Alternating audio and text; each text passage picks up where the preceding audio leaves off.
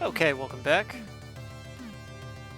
We are revisiting the Genesis Mini, and I had recorded one just a few minutes ago, and it didn't come out good because I was complaining about the games that were included on the Genesis Mini, and I think that's what we're going to be doing an entire series on. I know I talked about the Genesis Mini already in a previous vid, but it's time to revisit this. Now that I've had the Genesis Mini for some time, this is, of the three mini consoles, the NES Mini, the SNES Mini, and the Genesis Mini, the Genesis Mini is by far the most disappointing. Yeah, the NES Mini has a lot of great games on there, a lot of truly classic games. The SNES Mini, a little disappointing because it only has 19 games on it. And not all of them are great, but a lot of the games on there are phenomenal. And when you just look at, how much you would pay for, if you just wanted a copy of Earthbound, Super Mario RPG, Final Fantasy VI, right there, plus an SNES, functioning, working SNES, right there you're talking about, maybe $400 or $500. Or actually more, considering the value of Earthbound is so high. So, SNES Mini, even though it could have had a lot more games on it, and I'm not a big fan of some of those games that they did include, I will say it's a pretty good classic mini system. The Genesis Mini is not. I've gone through, and I was unfamiliar with a lot of these games, like Beyond Oasis,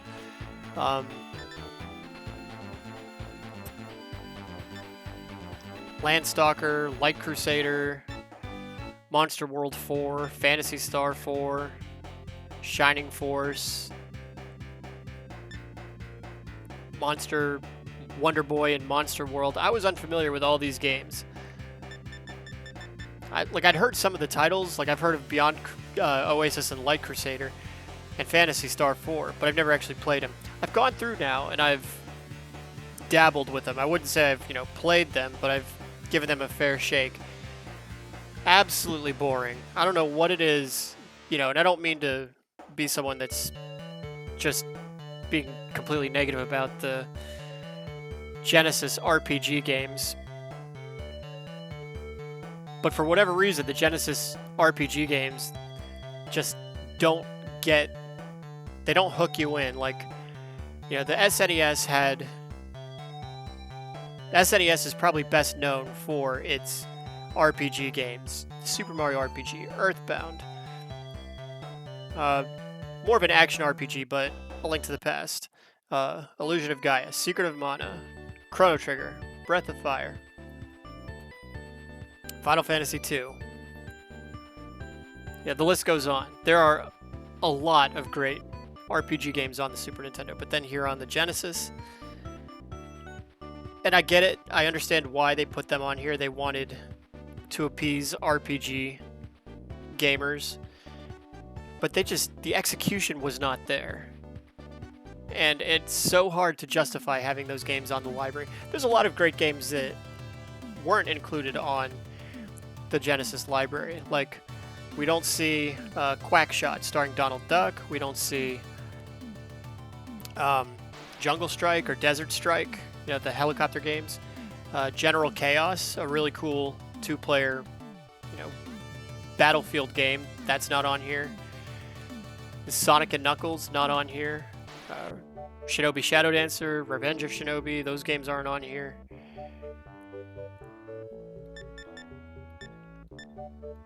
Streets of Rage 1, Streets of Rage 3, Vector Man 2, or Toe Jam and Earl 2, Panic on Funkatron, one of my favorite Genesis games, not on here. So there's a lot, and I get it, they didn't want to pollute it with all first-party games. So I don't know, I just don't get the RPGs on the Genesis. Originally, when a few minutes ago when I recorded the other one, I played through a little bit of Phantasy Star 4, but it was so boring. I had to shut it off. It didn't make for a good vid. So instead, I think we're just going to goof around with Road Rash 2. You know, you have a couple of different types of bad games on the Genesis Mini. I'll talk about the good games. You know, Altered Beast, yeah, that's perfectly fine. Everyone's very familiar with that on the Genesis. Castlevania Bloodlines, Dynamite Heady, Contra Hardcore, those are great. You know, no argument there. I don't even really like Dynamite Heady, but it is graphically impressive. But Castlevania Bloodlines, Contra Hardcore, those are two of the more interesting titles on there. You know, Columns is great puzzle game. Earthworm Jim, that's perfectly fine. Gunstar Heroes, certainly one of the more standout games on the Genesis Mini. And then, of course, you know, the first-party games, Sonic 2, Sonic, Shinobi 3, perfectly fine. Haven't tried much of the Wily Wars. Not particularly interested in either. I'm a huge Mega Man fan, but, you know, on the Genesis, I just don't get it. But there's the RPGs, which, you know, don't make sense to me on here. But then there's also the ones that are just so bad, like, why were they included? And I'm looking specifically at Dr. Robotnik's Mean Bean Machine, which is a sluggish and boring puzzle game. Nowhere near as fun as Columns. Eternal Champions, just a unimpressive fighting game.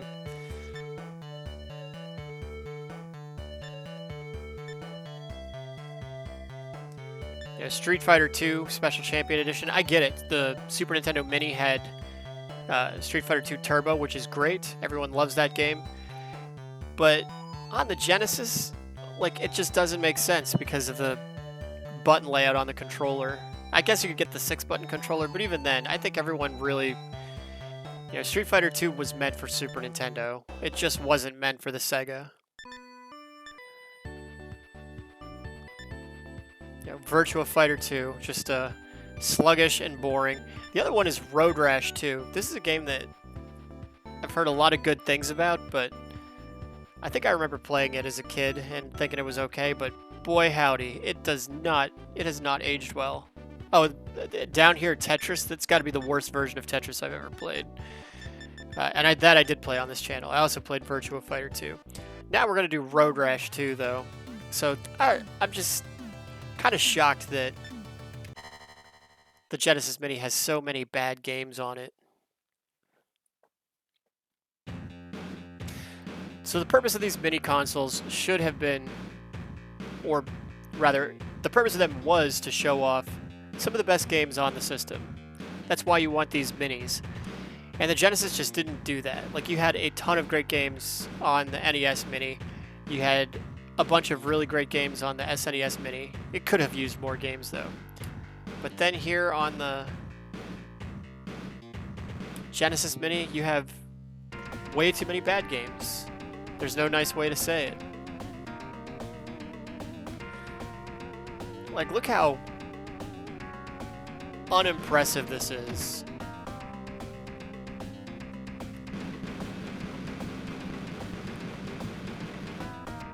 Visually, it's hideous.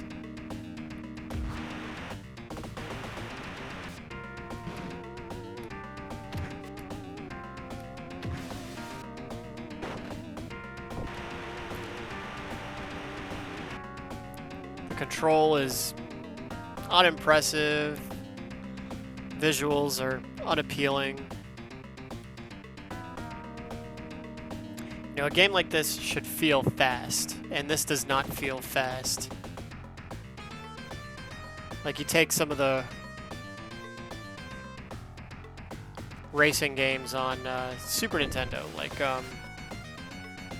know, obviously like F-Zero or Super Mario Kart, but, you know, take Rock and Roll Racing or, heck, even Uniracers, which I think is a very lame Super Nintendo racing game, but visually you're getting you're getting something that's much more appealing than this, and sounds better too.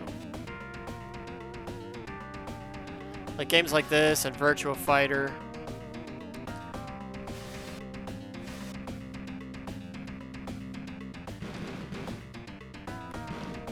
just kind of... I'm almost wondering if if one of the purposes of the Genesis Mini was to show off also some of the bad games, because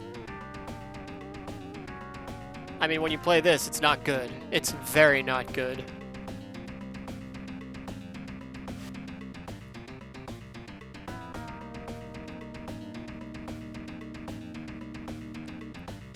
You know, where's X-Men? Where's X-Men 2 Clone Wars? And I get it, those are licensed games, but those were games that were really fun on the Genesis. Where's Aladdin?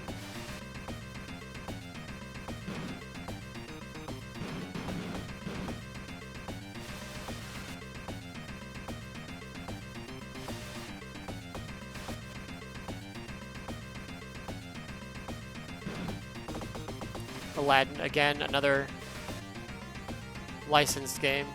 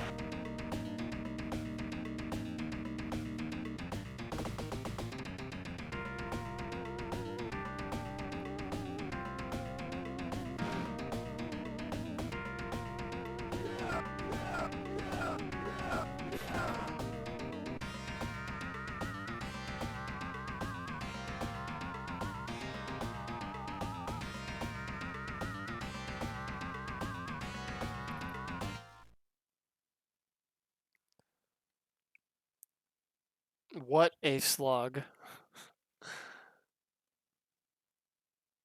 Brah? He actually calls me Brah. Look at that.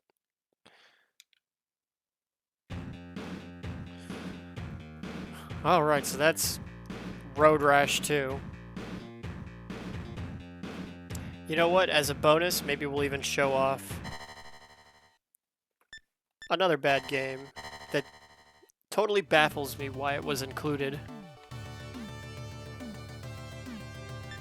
This time we'll do Alex Kidd in the Enchanted Castle. And I know this game has already been roasted by so many retro gamers, but we're gonna take a look at it.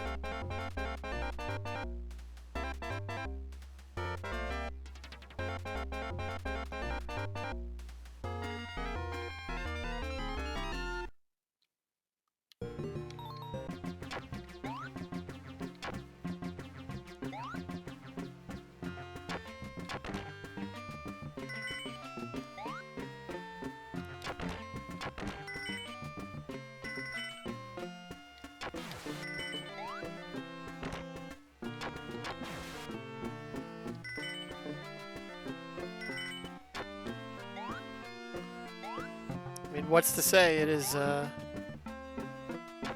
very boring, very basic platformer.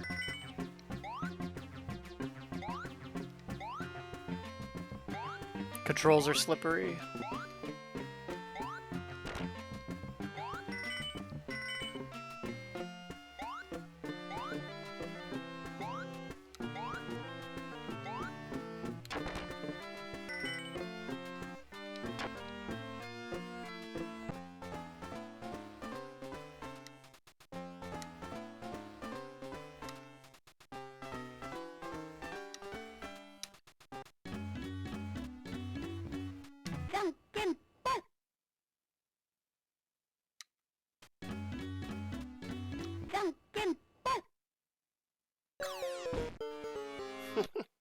You play rock, paper. It's like the casino in National Lampoon's Vegas Vacation.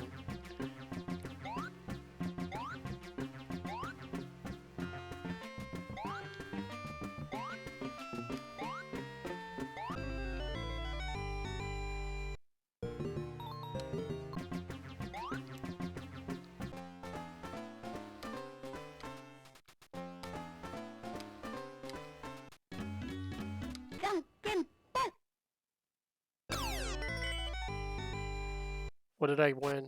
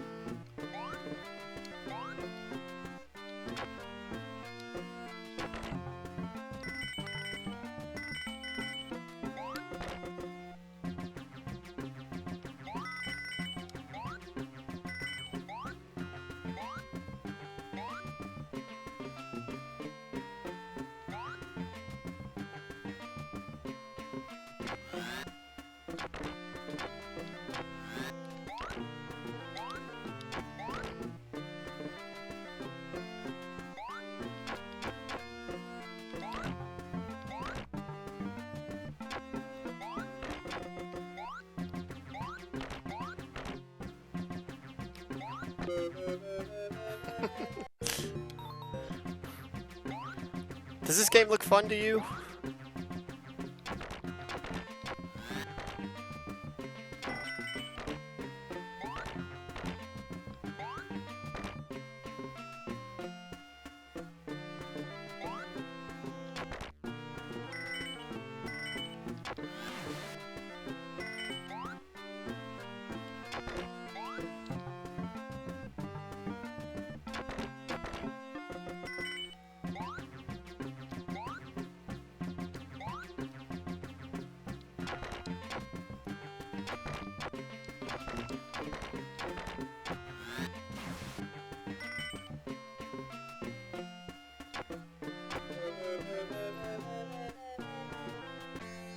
And that is Alex Kidd in Miracle World. So, again, it just puzzles me that there were so many really terrible Genesis games included on the Mini. There was good games, but man, there was some real stinkers too. Alright, yeah, I think we'll go ahead and end here. I've said all I wanted to say, so maybe next time we'll do Mega Man: The Wily Wars.